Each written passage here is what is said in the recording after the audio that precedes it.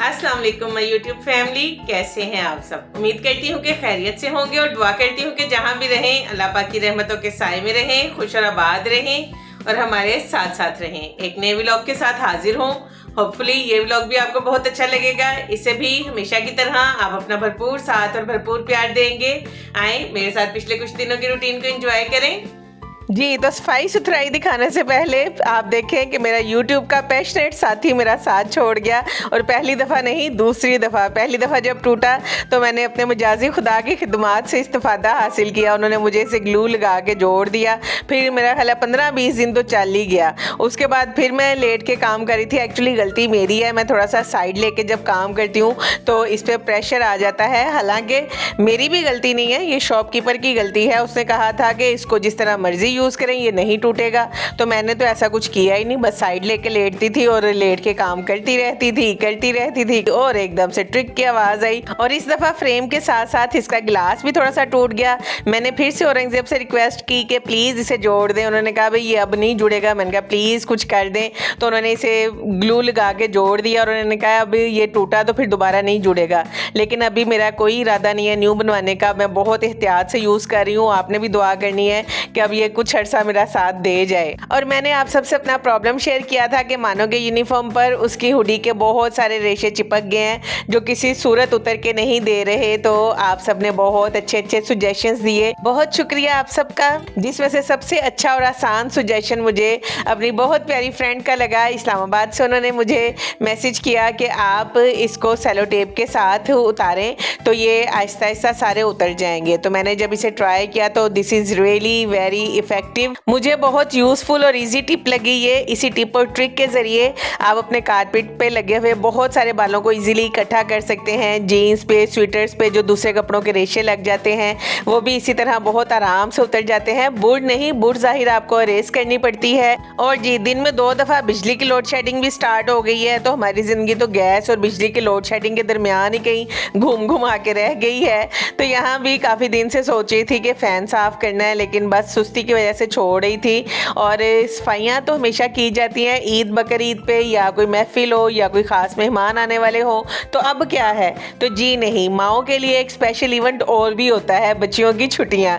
जब बच्चियों की छुट्टियाँ होती हैं उसके लिए बहुत सारे काम रखे होते हैं। तो मैंने भी ये डीप क्लीनिंग का काम जो है वो सारा छोड़ा हुआ था कि जब मानो की छुट्टियाँ होंगी तो इसे साथ लगा के सारा काम करूँगी। तो सबसे पहले फ़ैन साफ़ किया, फिर शोकेस साफ़ किया। शोकेस के पीछे ना आपको बताती चलूँ कि जब बरसात आई तो ये कार्डबोर्ड का शोकेस है, तो उसके पीछे सेम आ गई थी काफ़ी सारी वाइट कलर की। तो मुझे ये था कि शायद ये ख़राब हो गया, अब ये ठीक नहीं होगा। तो आज सफाई करते हुए मुझे जब दोबारा नज़र आई, मैंने उसे साफ़ किया तो बड़े आराम से वो साफ़ हो गया, क्योंकि गीला होने की वजह से वो साफ़ नहीं हो रहा था। अब ड्राई हो गया तो वो साफ़ हो गया। तो इस तरह शोकेस की भी अच्छे से सफाई हो गई। और जी, टेलीविज़न तो नहीं है हमारे घर, लेकिन इसकी फ़ीस हम बाकायदगी के साथ बिजली के बिलों में अदा करते हैं भाई।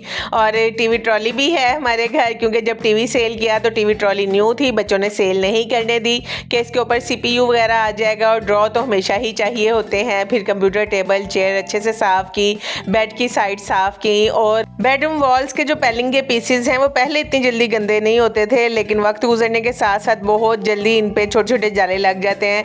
ऑलमोस्ट ऑल्टरनेटिव वीक्स में इसकी डीप क्लीनिंग करनी पड़ जाती है। तो यहाँ पर भी मैंने सारी दीवारों की अच्छे से क्लीनिंग की, और इतने अच्छे से क्लीनिंग की कि इसके 2 पीस टूट के मेरे हाथ में आ गए।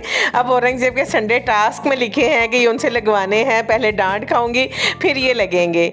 और फिर किचन एरिया की सफाई की, 2 ओवन भी, माइक्रोवेव भी अच्छे से साफ़ करके, शेल्फ साफ़ की, डिब्बे वगैरह मैंने ऑलमोस्ट पहले साफ़ किए थे तो इनको हल्का सा जो है वो क्लीन किया।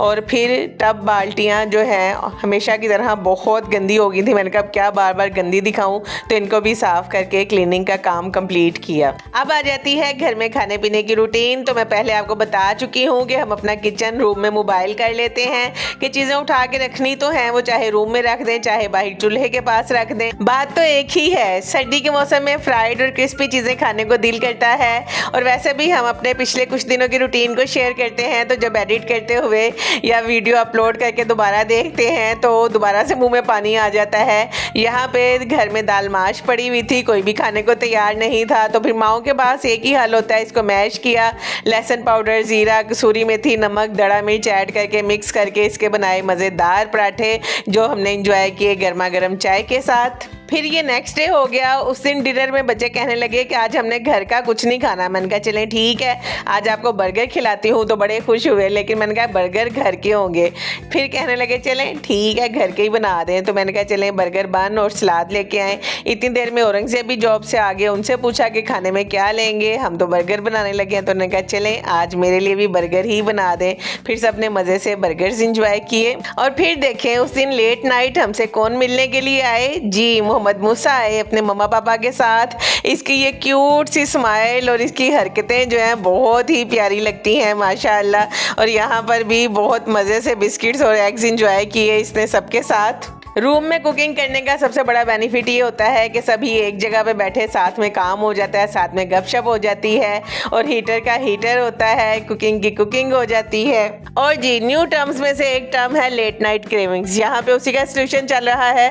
मुझे याद है कि हमारे ज़माने में जब भूख लगा करती थी उठ के पानी पीते थे और नाश्ते के ख्वाब देखते हुए फिर सो जाया करते थे। अस्सलाम वालेकुम गाइस, कैसे आप सब? तो मेरी मम्मा ने बुलवाया एक पार्सल, उसमें बहुत सारी चीजें जो बहुत यूजफुल है, और अभी हम खोलने वाले हैं और आपको दिखाएंगे इसका रिव्यू। और ये हैं शायान अली। मैं अपनी फ्रेंड की तरफ इनवाइटेड थी, वो काम कर रही थी। जब उनका ऑनलाइन ऑर्डर किया हुआ इलेक्ट्रॉनिक्स का पार्सल डिलीवर हुआ तो शायान अली कहने लगे वो चले आए, हम दोनों मिलके इसके अनबॉक्सिंग करते हैं। तो मैंने कहा चलें आप स्टार्ट करें। तो इतना अच्छा बोले, मुझे बहुत अच्छा लगा। मैंने कहा आप सबसे शेयर करती हूँ। और यहाँ पर मिस ने ऑर्डर किया था हैंड बीटर। इसके 2 पार्ट्स उनके पास ऑलरेडी मौजूद थे, ये वाला ख़राब हो गया था इसलिए री ऑर्डर किया था। फिर ये वेजिटेबल कटर था और इसके पार्ट्स सारे जोड़ के फिर इसने वर्किंग करना था। तो मैं उन्हें कह रही थी कि कमर्शियल्स में तो इनका काम बहुत परफेक्ट दिखाते हैं, तो आप काइंडली जब इसे यूज़ करेंगी तो हमें इसका रिव्यू ज़रूर दीजिएगा कि क्या वाकई ये उसी तरह यूज़फुल चीज़ है। और तीसरा उन्होंने शायान अली के लिए सैंडविच मेकर ऑर्डर किया था। मुझे इसकी ये स्मार्ट रेक्टेंगुलर शेप बहुत अच्छी लगी। मेरे पास जो है वो स्क्वायर शेप में है। और फाइनल जो उन्होंने ऑर्डर किया था ये इलेक्ट्रिक चॉपर था, और ये तो सबको ही पता है कि इसकी वर्किंग बहुत अच्छी होती है। जी देखा आपने, कैसा लगा कमेंट्स में ज़रूर बताइएगा। ये था मेरा आज का छोटा सा व्लॉग। होपफुली आपको अच्छा लगा होगा। अगर आपको ये अच्छा लगा है तो इसे लाइक कीजिए, लाइक के बटन को प्रेस जरूर करें, बेल आइकन को भी प्रेस करें ताकि नई आने वाली सब वीडियोस की नोटिफिकेशन आपको वक्त पे मिल सके। और अगर आप मेरे चैनल पर नए हैं तो मेरे चैनल को सब्सक्राइब करें, इसे अपने फैमिली और फ्रेंड्स के साथ शेयर करें। इंशाल्लाह बहुत जल्द आऊंगी एक नए व्लॉग के साथ। बहुत सारी दुआएं और प्यार आप सबके लिए। अल्लाह हाफिज।